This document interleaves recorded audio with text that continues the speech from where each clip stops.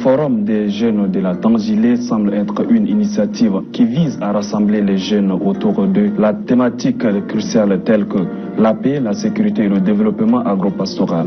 Ces axes sont particulièrement stratégiques pour une région comme la Tangilé. Mesdames et messieurs, bienvenue sur ce plateau spécial. Nous recevons le président du comité d'organisation, par ailleurs le fondateur du plateforme. Bonjour. Bonjour. Merci d'avoir accepté notre invitation. Merci de m'avoir convié à cet échange. Veuillez vous présenter à nos téléspectateurs. Je suis Najit Essem Yves Tourguidingar, expert en paix et sécurité, consultant en défense militaire et protection civile, fondateur de la plateforme pour la paix, sécurité et le développement agropastoral. Merci.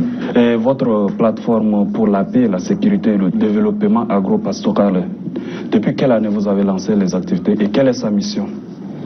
Bon, à la base, l'idée était de créer un bureau d'études et de recherche en paix et sécurité. Par manque de moyens, nous nous sommes réconciliés sur une création de la plateforme.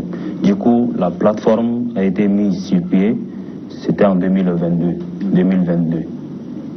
D'accord. Pourquoi avoir choisi la Tangilé pour célébrer cet événement? Pourquoi le forum? Bon, le forum d'abord vise à réunir les jeunes puisque nous avons sillonné plusieurs études réalisées par certains partenaires en question du bureau d'études de la coordination des affaires humanitaires OCHA qui avait réalisé une étude en 2022 et cette étude a démontré que dans les 50 années à venir, l'Afrique d'une manière générale sera un continent jeune et avec accent sur le Tchad. Une précision, avec accent sur le Tchad, raison pour laquelle nous avons jugé utile de réunir les jeunes et débattre sur la question de paix et de sécurité afin de prôner le développement agropastoral. Le forum se tiendra dans la province de la Tangilé, plus précisément dans la ville de Laye, du 12 au 14 décembre. Qu'est-ce qui est prévu lors de ce forum-là? Il y aura différents panels, on a des panélistes qui sont déjà prêts, il y aura différents panels qui vont débattre sur les questions de paix, sécurité, le développement agropastoral et beaucoup plus sur l'influence que l'eau a sur la paix. Donc c'est du genre comment les conflits autour de l'eau peuvent impacter négativement la paix. Donc il y aura plusieurs panels, je ne peux pas les énumérer tous ici. Du coup, pour ceux qui peuvent nous suivre en ligne, parce que le panel se passera en présentiel et en ligne. Oui, on laissera un lien Zoom pour ceux qui aimeraient bien participer à ces forums, d'aller visiter. Est-ce que ce forum qui se tiendra du 12 au 14 décembre réunit juste les ressortissants de la Tangilé? Vous savez, il y a une chose qu'il faut retenir, le Tchad est un pays cosmopolite. Donc, c'est pas autant dire que voilà, c'est la région de la Tangilé et qu'il y aura seulement que les Tangiliens qui vivent là. Il y a des étrangers, il y a des fonctionnaires qui sont venus d'ailleurs, tout et tout. Donc, le forum réunira tous les Tchadiens. Ouais, récemment, je vous ai parlé que voilà, il y aura un lien Zoom qui sera publié. Donc, ça permettra à d'autres personnes d'y participer virtuellement. Que ce soit présentiel ou en virtuel, tout le monde aura l'accès. Et là, nous avons mis en facteur la jeunesse de la Tangilé parce que la province leur appartient. Et c'est à eux de voir les retombées des conflits sur le maintien de la paix dans leur province. Raison pour laquelle nous nous sommes focalisés sur la jeunesse de la Tangilé. Sinon, d'une manière grosso modo, ces forums concernent tout le monde. Donc, tous les Tchadiens peuvent y participer. Quel impact cet événement aura sur les jeunes de la Tangilé? Problème de l'insécurité, le conflit éleveur-agriculteur dans cette zone. L'impact sera positif. Ça, j'ai la ferme conviction que l'impact sera positif parce que ces derniers temps, nous avons remarqué que voilà, avec l'afflux conflictuel que rencontre le Sahel d'une manière générale, et le Tchad en particulier, les jeunes sont confrontés à des violences un peu partout, que ce soit au milieu scolaire, que ce soit les conflits agro-pastoraux, intercommunautaires autour de l'eau ou encore le conflit foncier. Ces jeunes sont impliqués d'une manière ou d'une autre. Et récemment, c'était en 2014, il y avait eu un conflit agro-pastoral dans la province de la Tangilé, oui, dans un village appelé Mewaïdou. Et on a remarqué que l'impact était orienté beaucoup plus vers les jeunes. Il y a beaucoup de jeunes qui ont perdu leur vie. Voilà. Et comme on a tendance à le dire, l'avenir du Tchad se réserve sur la jeunesse. Pourquoi pas commencer dès maintenant à éduquer la jeunesse sur la paix? Donc, raison pour laquelle nous nous sommes concertés, on s'est dit, bon, les vieilles personnes ont vécu déjà leur temps. Voilà, ils ont commis des erreurs dans le passé. Et ces erreurs nous rattrapent jusqu'aujourd'hui. Mais quant à nous, de conscientiser la jeunesse pour que l'avenir ne soit pas pareil comme le passé, afin de léguer ce Tchad-là, un Tchad prospère, dans la cohabitation pacifique, dans la paix, à nos futurs successeurs. D'accord. Depuis la création de votre organisation, quelles sont les réalisations que vous avez eu à faire sur le plan sécuritaire et social dans cette zone? Okay. À la base, au début, j'étais le tout seul au sein de la plateforme quand j'avais initié l'idée. Moi particulièrement, j'ai sillonné presque la Tandjilé. J'ai fait beaucoup de cantons afin de sensibiliser des personnes autour de la question qui est la paix. À travers une étude que j'ai réalisée en 2022 sur les conflits agro-pastoraux et le maintien de la paix au Tchad, j'ai sillonné beaucoup de cantons et j'ai réalisé pas mal de choses. Ça, c'est à mon niveau. Mais récemment, comme vous voyez, c'est maintenant que les autres ont vu que la cause est noble. Donc, ils ont rejoint le bateau. Du coup, on a initié beaucoup. Ici, sur N'Djamena, on a déjà réalisé une autre activité dénommée monitoring de paix. Et l'activité est en perpétuelle évolution. Actuellement, nous sommes au niveau du 7e arrondissement. On est en train de sensibiliser les élèves à travers plusieurs établissements sur les questions de paix et de sécurité, la cohabitation pacifique. Mais également, nous sommes allés au-delà, nous nous sommes surpassés pour toucher un peu les questions de VBG, etc. D'accord. Comment vous arrivez à organiser un tel événement? Avec vos propres fonds ou vous avez des partenaires qui vous accompagnent? On dit souvent que tout début est difficile. Nous sommes, en tant que jeunes, on s'organisait autour d'une table. Voilà. Chacun mettait la main dans la poche afin de sortir quelque chose pour avancer le projet. Pour le moment, nous n'avons pas encore de partenaires sûrs.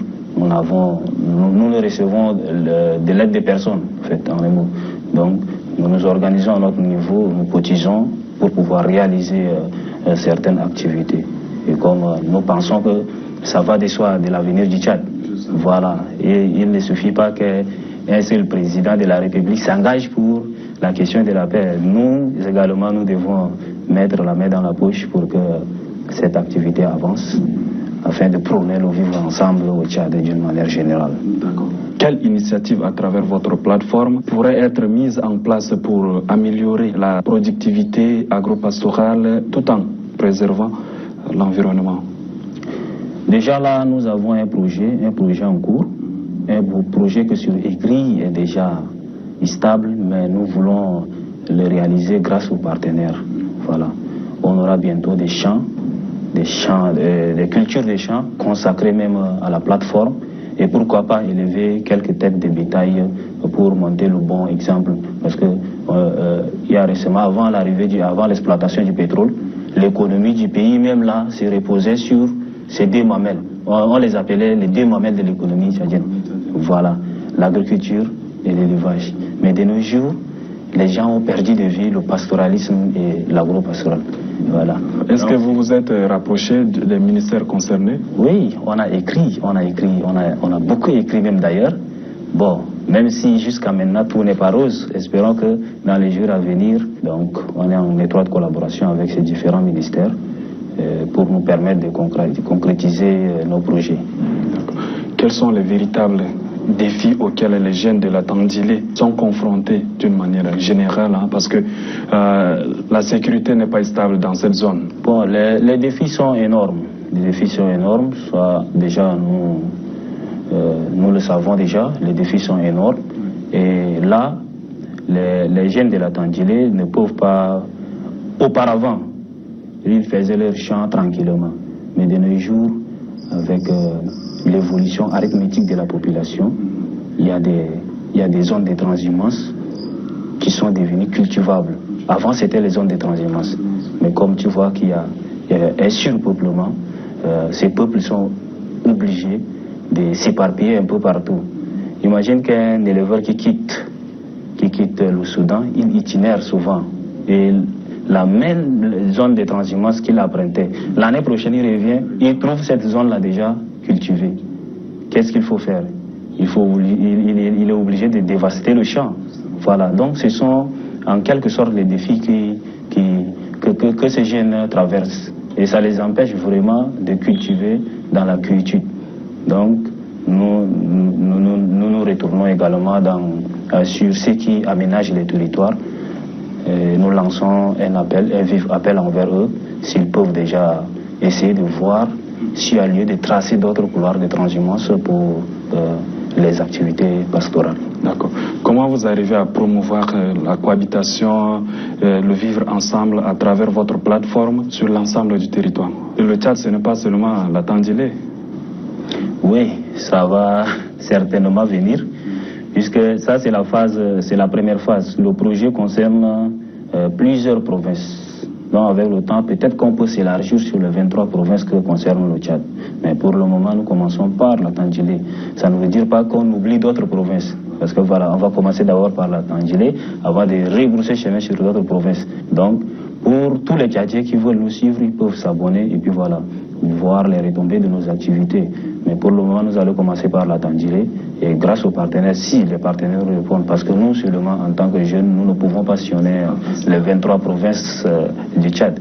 Donc, si avec l'aide des partenaires, nous pouvons y arriver. Et là, nous comptons là vraiment dessus. Récemment, on m'a demandé, est-ce qu'on ne peut pas aller vers l'Est? Tu vois, j'étais au ministère de l'Action sociale, on m'a demandé le projet-ci, est-ce que je ne peux pas importer vers l'Est? C'est déjà un très bon atout. Voilà, donc avec le temps, peut-être qu'on va aller vers l'Est, on va revenir au Mayo-Kébi, aller dans le Moyen Chari, Mandoul, etc. D'accord. Avez-vous un appel à lancer à l'endroit des personnes de bonne volonté pour vous accompagner? Oui, il y a les personnes de bonne volonté. Moi, j'ai juste quelque chose à leur dire. Quand on vient envers eux, c'est pour la stabilité du pays. Imaginez un gars à mon âge.